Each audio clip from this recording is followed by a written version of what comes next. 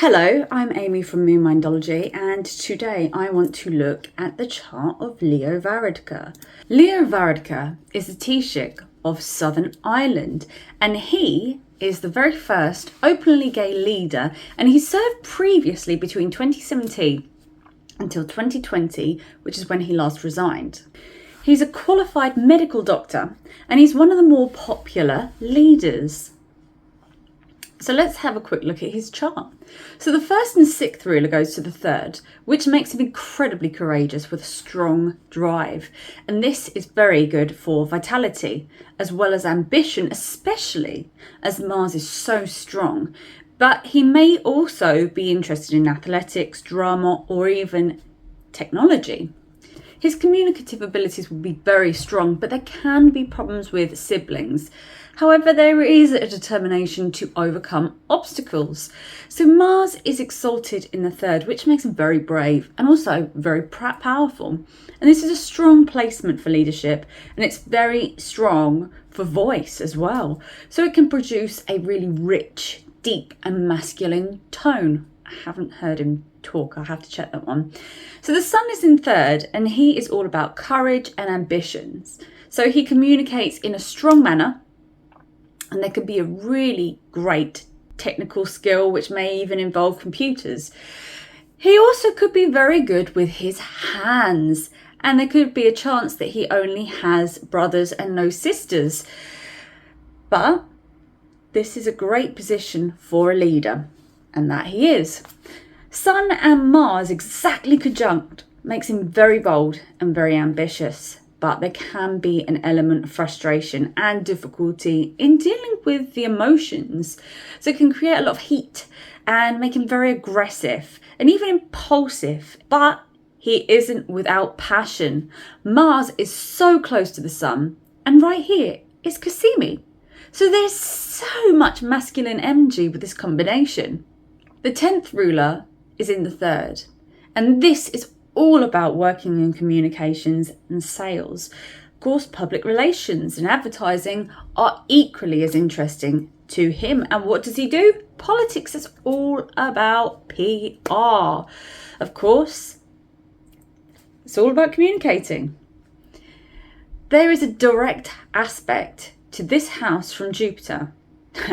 This brings great luck to that area of life. Venus is in the first, and it receives a direct aspect from Jupiter, which makes it even more blessed. As such, this gives him grace and a pleasant appearance, and he will always be surrounded by beauty and the finer things. This is also really good for achieving high status and accruing followers, as well as supporters, which is always a good thing when you are into politics. So he would have undoubtedly always been surrounded by some kind of luxury, and his health most likely would always have been pretty good. The 7th and the 12th ruler is in the first, so relationships are very important. There may be a long-term relationship with somebody he may have known since he was very small, or a youngster, or at school, something like that. Neptune is in the first, so there could be a great love of mystery, and there can also be a love of photography and art, because Neptune is very, very glamorous. As this planet is also with Venus, he will really like film and anything that is Neptunian or Venetian. So that's photography, glamour, fashion. This is a good feminine touch. But he could also have very unusual experiences that may even border on the supernatural. Saturn and the Sun, they are in a Parivartana yoga, which makes them both much stronger. So Saturn is in the 10th. Great for leadership. He'll be very, very hardworking, and this can oftentimes be linked to administrative work or even employment within an institution. As this is in Leo, this is a very political sign, and that's one of the biggest institutions that countries have.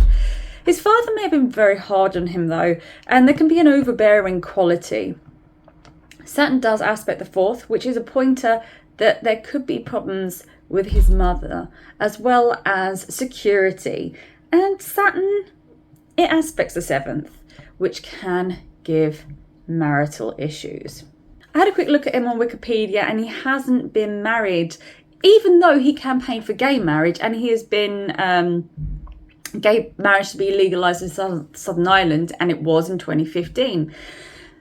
Saturn is retrograde, so there can be problems within business relationships and with the sense of life purpose.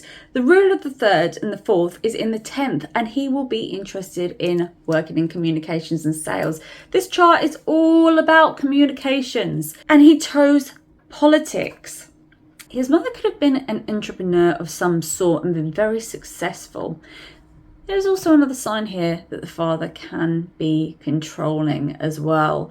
There's a direct aspect to this house from Jupiter, which can bring a lot of luck to this area of his life. Rahu is in the 10th, which is a very powerful career, and it gives a great desire to have power and authority. And there's a constant chase for success, but it may never be enough.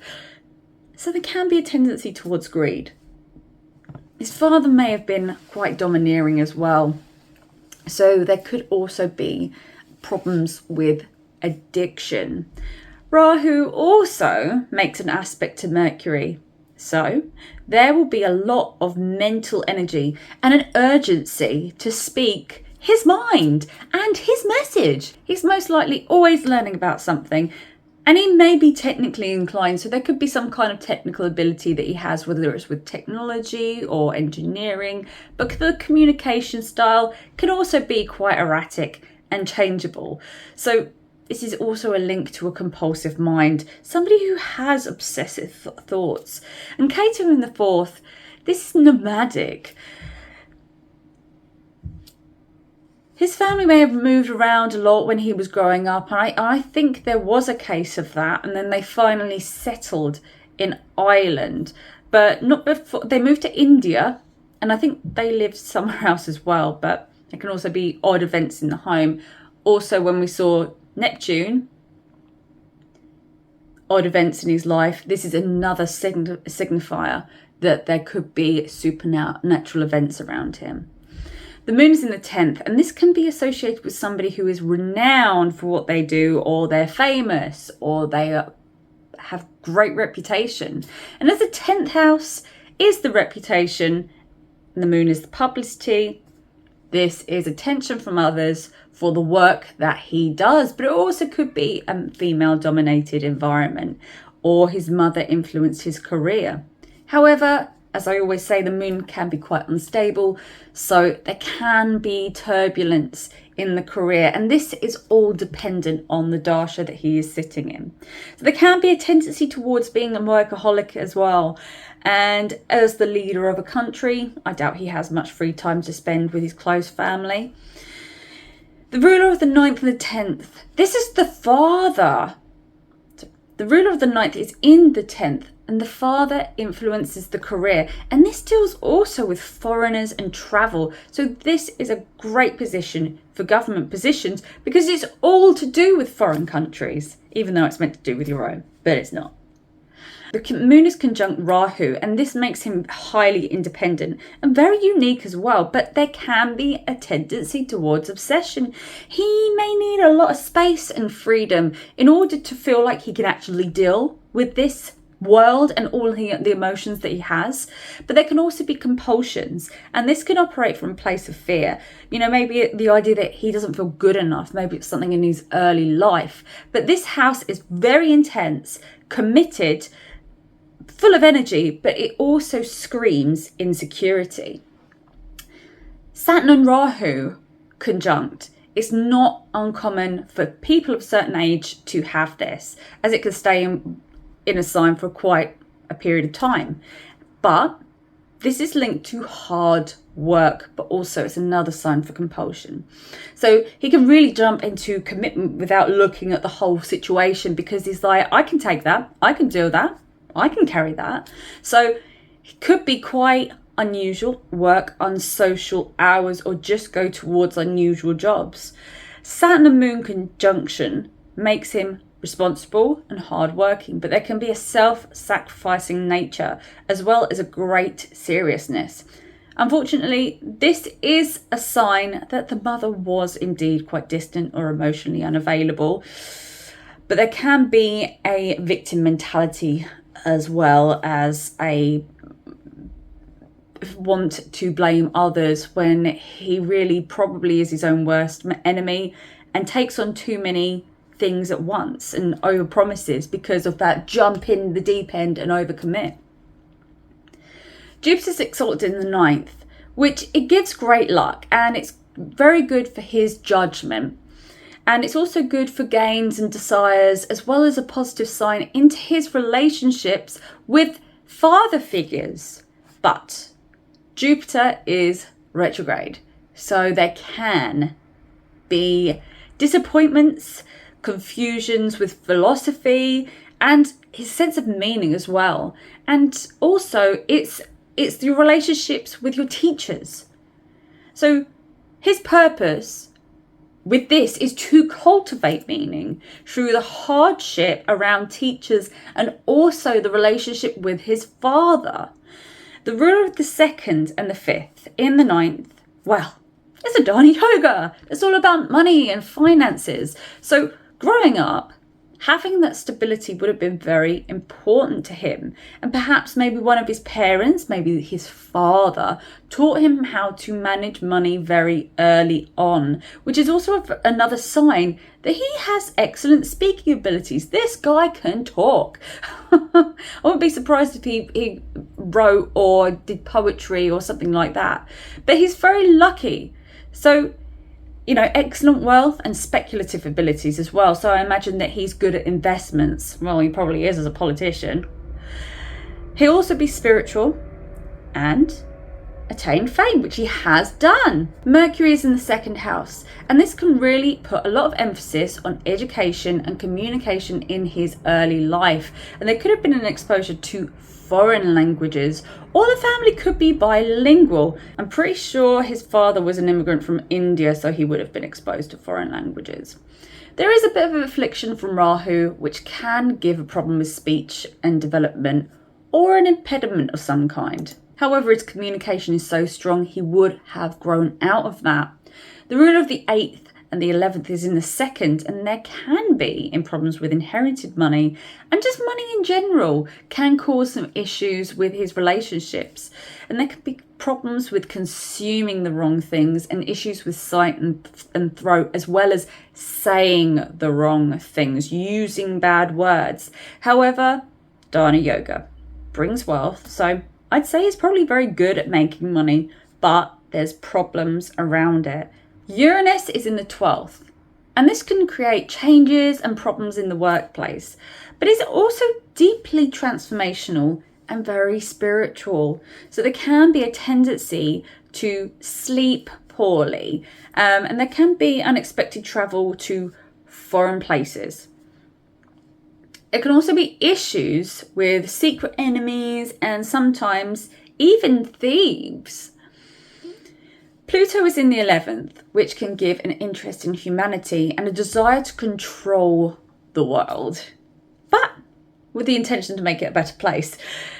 This is a very common placement for politicians and world leaders, though, so they probably always start off thinking that they're doing the right thing. It is certainly a hallmark of somebody who might be a workaholic, and there can be problems with the eldest sibling. I don't know whether he is the eldest or not. He's currently in the cycle of Jupiter, which can bring great gains and luck to him, as well as philosophical thought. So he's in the sub-cycle of Saturn, which lights up his 10th house. And that's probably why he got into power again after resigning. In 2024, he's going to be going into the sub-cycle of Mercury. And this is really going to highlight his money houses, but it may also bring some kind of scandal as well. It can also encompass the next election, and I'm not sure how elections in Ireland work and whether there are term limits like America. But I do know that he resigned in 2020, as I said previously, but I'm not entirely sure what happened for him to step down or how he got back into power. But that happened in December 2022. So the next election is going to come around in 2025. And at that time, Jupiter is going to be in Taurus and Saturn will be as it is now in Aquarius. So I think this is going to be very good for his career. And it could be whether he wins the election or not. And it could be something that helps him. Thank you very much for listening today. I have thoroughly enjoyed looking at Leo's chart, and I hope you enjoyed it too. Thank you very much. Bye. Leo Varadker is the Taoiseach. Oh, I can't say that word. Taoiseach.